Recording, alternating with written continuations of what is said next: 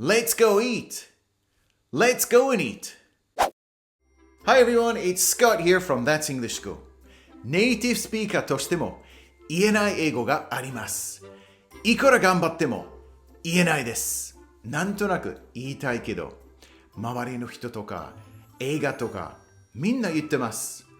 でもね、頭の中に小さいイギリス人が小さな声で使っちゃダメだよと言ってます。アメリカに住んでた頃も言えなかったです。その英語が Go see とか Go eat とかですよね。どうしても and を入れたくなりますね。Go and eat それから Go and see その and を入れないとなんとなくもやもやします。まあイギリス人がねこういうのが多いんですよ。よくあること。あとはですね Go to eat というパターンもありますよね。意味的にはほとんど同じなんですが Go to eat の場合は、to を必ずつけますので、イギリス英語とアメリカの英語が、一緒ですね。So let's compare the differences between the way British people and American people use this very simple yet complex pattern. Here is the lesson lineup.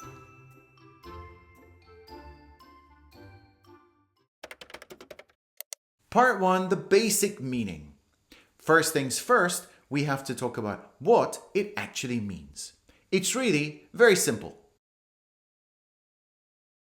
In the UK, go and eat. In the USA, go eat. In Japan, 食べに行く. Go and see, go see, 見に行く. Go and buy, go buy, 買いに行く. We can also use the verb come in the same way. So in the UK, we would say, come and see. In the US, come see. In Japan, 見に来る. Come and get. Come get. 取りに来る. Come and meet. Come meet. 会いに来る. So it's basically two verbs being used together. The main verb is either go or come. And the supplementary verb is something like eat. So for me, as a British speaker, I was brought up using and between those two verbs. From when I was a baby, I heard people saying that.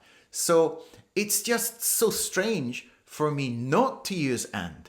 From the Japanese point of view, it's like saying this. 食べ行く, 見行く, 取り行く. It sounds really weird if you don't add ni, right? So when I'm with my American friends and they say something like, Hey Scott, let's go eat lunch.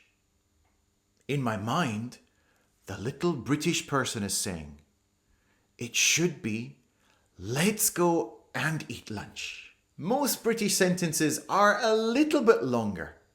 A good example of this would be when we're using relative pronouns like who or that as an object. British people naturally add them to the sentence, but not so much in the US.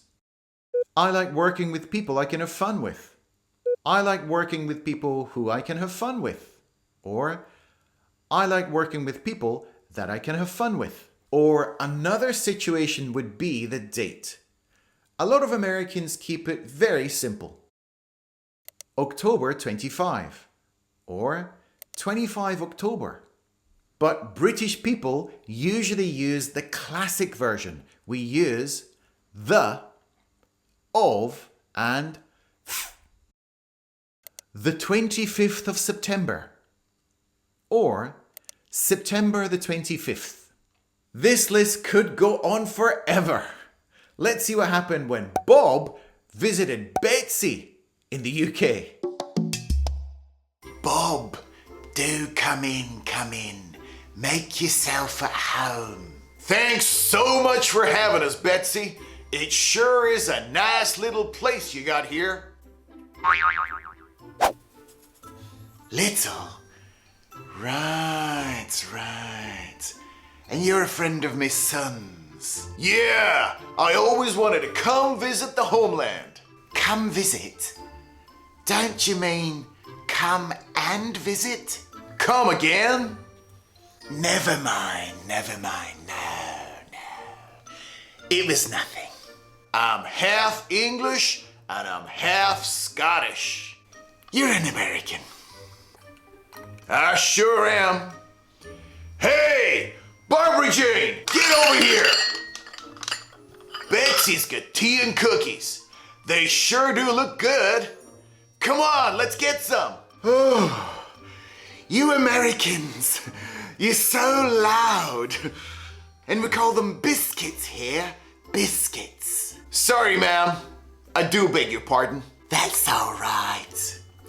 You can't help being an American. Part 2, making sentences. We're going to make 5 sentences, but we'll make 2 versions of each one.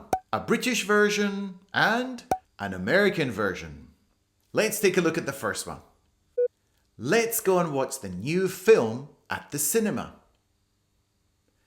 Let's go watch the new movie at the movie theatre. So also here you can see the difference between calling it a film in the UK and a movie in the USA. And also the place where you see them, it's more common to say a cinema in the UK, but of course in the US it's a movie theatre. Number 2, I'm going to go and get some coffees. Would you like something? In the USA, I'm going to go get some coffees. Do you need anything? So there's another interesting difference. In American English, they often use the word need, meaning do you want something? Like, I don't need it, I need it. Do you need something? In Britain, maybe people don't use the word need quite in the same way. Number 3, you must come and see our new home. You've got to come see our new place. So you can see the differences there. In American English, it's common to say place instead of home, but also British people use it too. But the main difference here is using and or no and. Come and see or come see. Number 4, would you like to go and have a few beers at the new pub? Do you want to go have a few beers at the new bar? So again, you can see the difference here between the pub and the bar. A lot of British people use the word pub and Americans use the word bar. Number 5, come and eat lunch at our table. I'll introduce you to some of the chaps. Come eat lunch at our table. I'll introduce you to some of the guys. So there's an interesting one. In the UK, men often talk about other men as chaps. It's a little bit old-fashioned, but people still say it. However, in the US, they use the word guys. I wonder how Betsy is getting on with Bob. Let's find out. So what would you like to do now that you're here in England? We want to go visit the local castle. Don't you mean you want to go and visit the castle? That's what I said. Go visit. No, you didn't. You forgot to say the word and, as in go and visit. Okay. I want to go and visit. You Brits and your traditions. It's so neat. A cup of tea. And do you like beer? Yes, ma'am. I'd love to try some of your Genesis beer. I think you must be talking about Guinness. It's called Guinness. Well, son of a gun. I've been calling it Genesis all this time. You didn't know. Well, we'd like to go and visit the local pub. See? You're starting to speak proper English now, yes. Go and visit, yes, that's very good. Hey, Barbara Jane, get in here while this tea's nice and hot. It It's homework time. Okay, today's question is in English and it's about the English in action stage of the video when Betsy and Bob were talking. So Bob makes a mistake when he talks about the beer. And the question is this: what did Bob call Guinness beer by mistake? Okay, so put your answer down in the comments below and I will check them. Okay, I'm looking forward to hearing from you. Okay, and the next video up is this one over here. It's actually a playlist about A versus B. So they're like comparison videos. You've got to watch it. It's got lots of useful information. Okay, so I'll see you over there. Let's go.